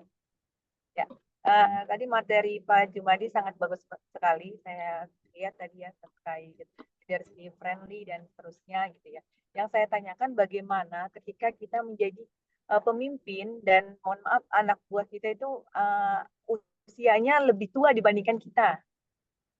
Nah, itu bagaimana kita sosok pemimpin yang harus diterapkan ketika kita menjadi pemimpin dan bawahan kita itu dulunya pernah menjadi seorang pemimpin juga dan kita menggantikan posisinya.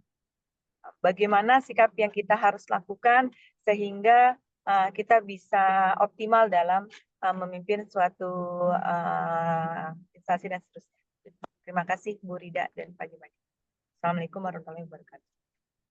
Waalaikumsalam warahmatullahi wabarakatuh. Terima kasih Ibu Nanda atas pertanyaannya. Silakan Bapak Dr. Jumadi, mau langsung direspon Bapak. Terima kasih Ibu atas pertanyaannya. Pertanyaannya sebenarnya jawabannya sulit ya. Tapi saya akan berusaha untuk menjawab semampu saya dan yang mungkin juga pernah saya lakukan ya Pak Dani. Jadi memang tidak sedikit ya pemimpin itu yang muda terus bawahannya itu lebih tua atau timnya itu lebih tua. Kalau kita menggunakan pendekatan kepemimpinan yang menggunakan friendly atau menggunakan kepemimpinan Jawa tadi, kita bisa menggunakan pola yaitu pendekatan pemimpin dengan hati. Jadi kita menghargai itu ada dua, menghargai sebagai pimpinan atau menghargai sebagai senior. Karena sebagai senior, kita sebagai pimpinan, tapi ketika kita itu sebagai seorang yang masih muda, kita juga harus menghormati karyawan yang senior tadi walaupun itu bawahan kita. Sehingga apa? Kalau orang Jawa itu kita uangke. Nah dengan semangat nguongke tadi, orang nggak akan merasa turun derajatnya, ya. Sehingga sopan itu tidak harus kepada yang lebih tua, bisa juga kepada yang lebih tua, dan itu akan timbal balik ketika mantan pimpinannya itu yang sudah tua tadi punya frekuensi yang sama, itu akan lebih enak. Tetapi ketika pemimpin yang tua tadi ya, dan kita gantikan tadi itu frekuensinya itu tidak sama dengan kita, maka kita harus ngongke. Kalau orang Jawa bilang, orang Jawa itu kalau di pangku mati kan gitu, di pangku itu mati kan. Nah itu salah satu caranya. Dan kebetulan saya juga menggantikan senior saya, kebetulan saya alumni di kampus saya, dan ketika saya pernah di bidang akademik di wakil rektor itu tentu saja dosen saya itu ya dulu dosen saya. Ketika saya memberikan permintaan kepada orang yang lebih tua itu pasti orang Jawa menggunakan mohon maaf, tolong, dan terima kasih kan. Bahkan mohon maaf sebagai praktek pun sekarang ini saya karena saya menggantikan posisi Pak Dekan yang dulu dosen saya, itu saya masih menyebutnya Pak Dekan senior. Itu upaya untuk selalu menghargai beliau. Sehingga dekannya ada dua saat ini, dekan junior dan dekan senior. Bahkan di teman-teman kami juga menyebutnya Pak Dekan itu dekan senior. Sehingga common declare pada saat Pak Dekannya terdua, kenapa? Dekan junior dan dekan senior. Dan saya memanggil dekan-dekan di lingkungan tempat kerja kami yang usianya lebih tua dari saya dan sudah purna dan tidak menjadi dekan lagi, tetap menghargai sebagai dekan senior. Itu salah satu cara untuk menguangke dan supaya kita itu tetap bisa dalam suatu frekuensi yang sama. Saya kira itu Ibu. Terima kasih. Mohon maaf kalau kurang menjawab.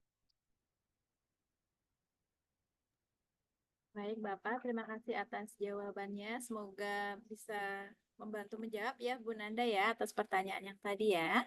Oke, yang lain silakan Bapak Ibu. Ada lagi yang mau bertanya? Dipersilakan. Jika ada.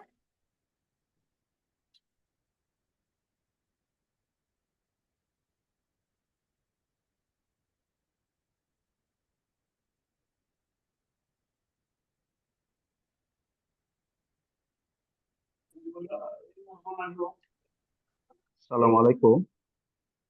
Waalaikumsalam Bapak. Ya Bapak Ibu, terima kasih untuk kuliah paginya. Saya ada pertanyaan Bu, Pak. Izin Bapak dengan Bapak siapa? Maaf. Ya, saya Bapak Ansanur Bu. Pak Ansanur ya. Oke Bapak, langsung saja dipersilakan.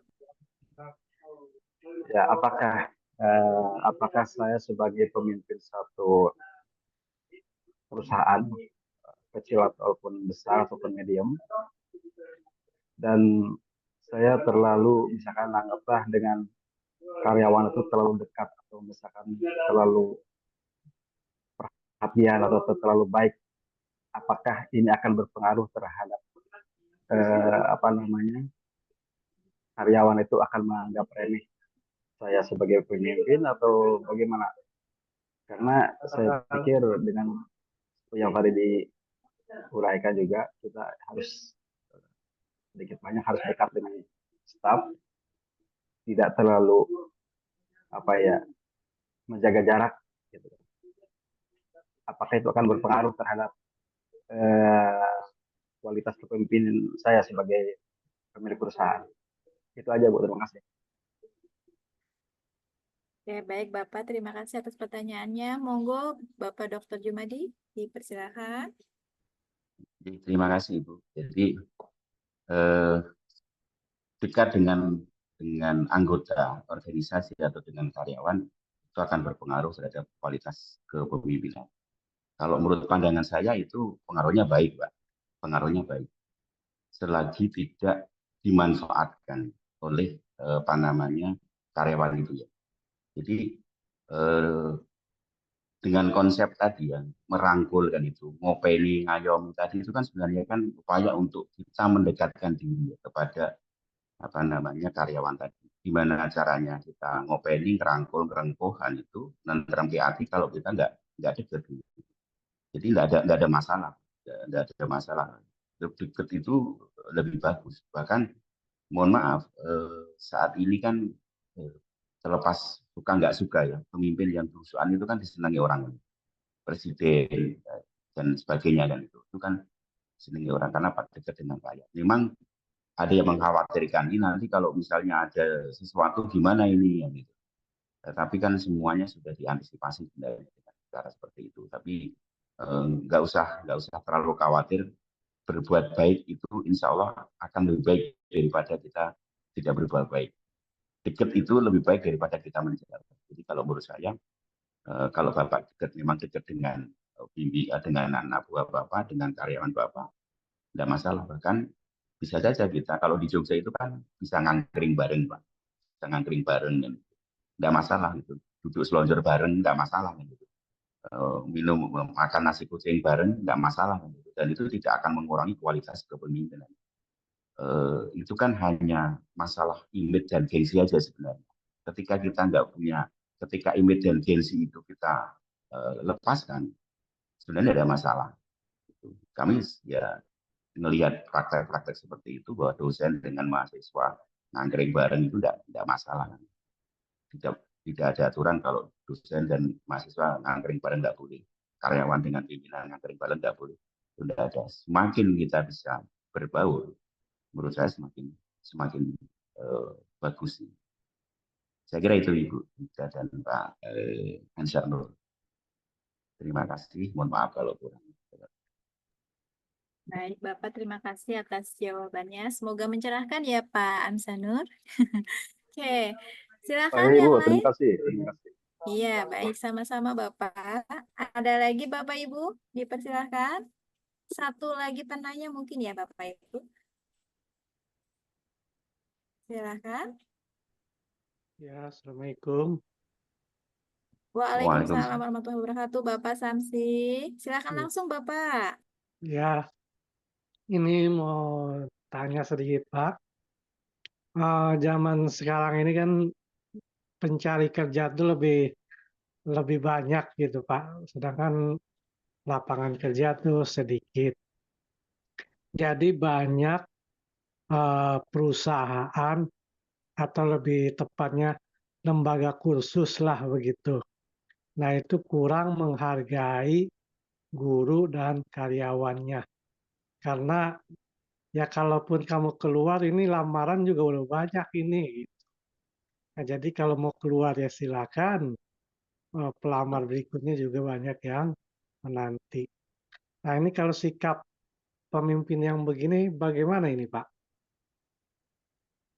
Ya terima kasih sebelumnya. Ya, terima kasih Pak. Jadi kalau menurut saya ya kurang pas Pak sikapnya. Kenapa? Kita kalau apa namanya punya karyawan terus kita lepas lagi kan kalau dalam bahasa SDM-nya kan turnover-nya tinggi kan itu. Nah, turnover-nya tinggi ya loh. Turnover itu menyebabkan ya inefisiensi atau biayanya tinggi itu dari sisi material, dari sisi material, dari sisi material. Tapi dari sisi lain, dari sisi hubungan, ya kita berarti tidak bisa menjadi pemimpin yang ngayomi. Kita tidak bisa menjadi pemimpin yang selalu nentrem ke hati kan. Karena apa? Kita gonta-ganti kan. Kita tidak bisa menciptakan loyalitas. Padahal kalau karyawan itu loyal, ya insya Allah rantai nilainya panjang kan. Itu karena dia akan bercerita. Atau yang cerita itu orang yang apa namanya bukan pemiliknya, tetapi penggunanya atau karyawannya, insya Allah akan lebih bagus. Itu karena gini, ketika nanti karyawan itu keluar ganti di sana, dia akan pasti bercerita kejelekan-kejelekan dari tempat kerja yang lama kan itu. Dan itu kan sebenarnya kan nggak bagus juga gitu. Promosi menjadi promosi yang tidak bagus juga. Gitu. Apalagi kalau karyawan itu merasa wah saya disia-siakan gitu. Itu dia disia-siakan sehingga bang orang yang nggak puas, karyawan yang nggak puas tadi itu bisa bercerita berdasarkan riset itu ceritanya antara 8 sampai 12 orang. kejelekan-kejelekan yang pernah dialami di tempat kerja sebelumnya. Nah, oleh karena itu, ya sebisa mungkin kita harus ngopeni karyawan itu. Anggap karyawan itu sebagai apa namanya, sebagai anggota keluarga ini, sebagai anggota keluarga bukan hanya sebagai pekerja ini. Sehingga saya pernah ke suatu daerah di mana di daerah itu ada perusahaan yang konsepnya saya pada saat itu heran juga, Pak, di tempat kami itu tidak ada bayaran, Pak, karyawan kami itu tidak kami bayar. Sehingga kok mau, Pak? Ya mau saja, karena kami nggak menghargai karyawan, kami menganggapnya sebagai keluarga. Sehingga kalau kami keluarga tidak saya bayar, tapi kasih uang saku, Pak, gitu ya. Nah, di situ kan ada hubungan apa namanya, relasi yang luar biasa bahwa pimpinan dan karyawan itu menjadi bagian dalam kehidupan, gitu. Bukan hanya apa namanya, hubungan material saja kan itu. Ketika kita butuh kita pakai, ketika nggak butuh kita lepas, nggak seperti itu kan itu. Karena itu bagaimana kita bisa memelihara karyawan itu bisa menjadi bagian dari perusahaan itu yang kalau kita ibaratkan adalah bagian dari apa namanya, anggota keluarga kita, yang itu juga pernah memberikan hal yang baik, maka kita harus coba. Kalau menurut saya seperti itu, Pak. Jadi konsepnya harus apa namanya, ngopeni itu lebih baik daripada mencari, lebih baik daripada mencari. Terima kasih, mohon maaf kalau kurang. Ya, Baik, terima Bapak kasih Dr. Bapak Jumadi. atas Iya, jawabannya. iya, sama-sama Bapak Samsi, semoga Sama-sama, Pak. membantu ya Pak. Oke, baik Betul. Bapak Dokter, ini ada lagi nih Bapak di chat. Nah, coba saya bacakan terlebih dahulu. Assalamualaikum, izin bertanya, saya Editia dari Malang. Bagaimana peran kepemimpinan dalam kepuasan pelanggan apabila dalam organisasi tersebut sering diterapkan peraturan yang tidak menghargai karyawannya? Ya, monggo Bapak Jumadi dari Pak Jadi Editia. kalau ada pimpinan yang tidak menghargai karyawannya, ya tentu saja menyebabkan ketidakpuasan. Makanya kan terjadi, biasanya kan terjadi, misalnya ada peraturan baru diterapkan, dia demo, kan gitu. Demo itu kan sebenarnya kan bukti kalau dia itu nggak puas dengan kondisi yang ada, kan. Dan ingin menuntut mengembalikan mungkin dalam kondisi yang lebih baik atau dalam kondisi yang semula, kan gitu. Nah, oleh karena itu ketika ada peraturan yang akan diberikan, itu kan harus idealnya kan tidak memberikan dampak negatif kepada karyawan itu. Nah, supaya tidak memberikan dampak negatif kan harus dipikir dulu, kan. Makanya kan kenapa di Jawa jiwa kepemimpinan itu tadi kan ada, pemimpin itu harus punya jiwa alternatif, itu pemimpin itu harus berpikir berbeda, bertindak berbeda, memutuskan sesuatu yang berisiko, tapi sudah dihitung dengan matang. Sehingga ketika membuat peraturan itu, pasti tidak akan ada penolakan. Itu. Sehingga bisa diterima, gitu. Bisa diterima di semua kalangan. Bapak dan Ibu barangkali masih ingat ya, kalau kita melihat penggusuran pasar itu kan di mana-mana itu kan pasti ada demo, kan, pasti ada demo. Dan penggusuran pasar itu biasanya juga diawali dengan misalnya apa namanya, tata ruang, kan, misalnya. Jadi ada perdanya, kan, peraturan tentang tata ruang. Pertanyaannya, bisa enggak pemilihan pasar tradisional yang sudah puluhan tahun itu ada dan itu digusur tanpa menimbulkan masalah atau penolakan? Bisa saja. Kalau pemimpin itu punya jiwa entrepreneurship. Pemimpin itu punya jiwa entrepreneurship. Kenapa saya katakan punya jiwa entrepreneurship? Entrepreneurship itu bukan terus kita menjadi pedagang, pengusaha, enggak. Orang yang punya jiwa entrepreneurship itu paling tidak dia bisa hidup di 3 profesi besar. Satu sebagai teknokrat, berarti bisa sebagai dosen, guru PAUD sampai guru di perguruan tinggi, kan. Bisa juga menjadi birokrat, pengurus RT sampai dengan presiden, atau menjadi bisnismen. Jadi seorang yang punya jiwa entrepreneurship itu tidak harus jadi pengusaha. Tapi seorang pengusaha harus punya jiwa entrepreneurship. Maka seorang pemimpin itu harus punya jiwa entrepreneurship itu kalau dia tidak ingin keputusannya itu ditolak. Artinya kalau urusan diolah berarti apa? Di dalam membuat peraturan itu memang belum dihitung dengan matang. Risikonya apa? Cara mengatasi bagaimana? Itu sebenarnya semuanya bisa ditakar sebenarnya. Itu makanya kan ada yang namanya soft skill dan hard skill yang itu. Maka pemimpin itu juga harus punya soft skill, tetapi juga harus punya yang namanya hard skill yang itu.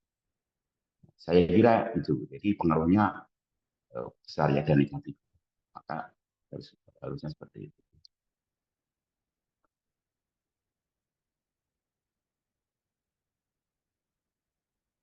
Jadi saya kira itu. Mohon maaf kalau kurang dijawab. Ya, baik. Apakah ada lagi? Silakan. Oke. Sepertinya cukup ya, Bapak Dr. Jumadi. Belum ada yang nanya lagi nih, Bapak. Dan waktu juga sudah menunjukkan 11:24. Baik, Bapak Ibu, coba saya izin merangkum sedikit untuk kesimpulan di hari ini ya. Yang pertama, jenis pelanggan tadi terbagi menjadi dua, yaitu ada pelanggan eksternal dan internal. Kemudian yang kedua, faktor kepuasan pelanggan terdiri dari 5 poin tadi ya Bapak Ibu ya. Yang pertama ada produk, kemudian harga, ada promosi, ada kualitas ya, dan strategi pemasaran. Kemudian untuk strategi yang poin inti daripada agenda hari ini ya, ada 5 strategi ya. Yang pertama adalah kepemimpinan, kemudian yang kedua ada optimalisasi kecerdasan, kemudian yang ketiga ada layanan, keempat ada strategi pemasaran, dan yang terakhir ada profesionalisme SDM. Nah, itu adalah beberapa strategi yang sudah disampaikan untuk mengatasi hilangnya customer, konsumen, atau pelanggan ya Bapak Ibu ya. Oke, baik, ada ada satu pantun lagi nih Bapak Ibu. Oke, nanti Bapak Ibu bilang cakep ya. Badan gemuk, banyak lemak. Cantik. Kalau buat ketupat, terima kasih sudah menyimak. Cakep. Semoga presentasi kali ini bawa manfaat. Amin.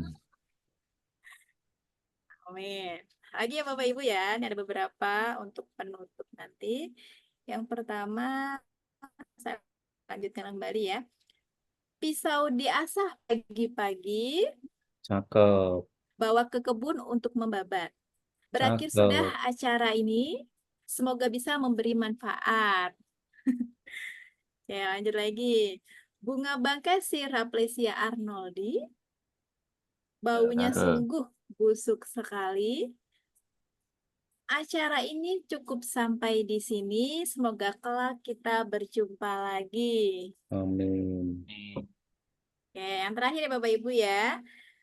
Sebelum saya sampaikan pantun terakhir, kami ucapkan terima kasih sekali lagi buat Bapak Ketua Umum APEPSI ya Bapak Ahmad Rozi, kemudian Bapak pemateri hari ini yang menjadi tokoh utama di agenda pagi menjelang siang hari ini adalah Bapak Dr. Jumadi yang sudah memberikan insight kepada kita, dan terima kasih yang tidak terhingga buat Bapak Ibu peserta webinar nasional series 6 ya. Jangan lupa nanti gabung lagi ya Bapak Ibu di series atau batch ke-7 ya, karena pasti ada topik-topik yang menarik ya, yang akan kita bisa tambah untuk pengetahuan kita.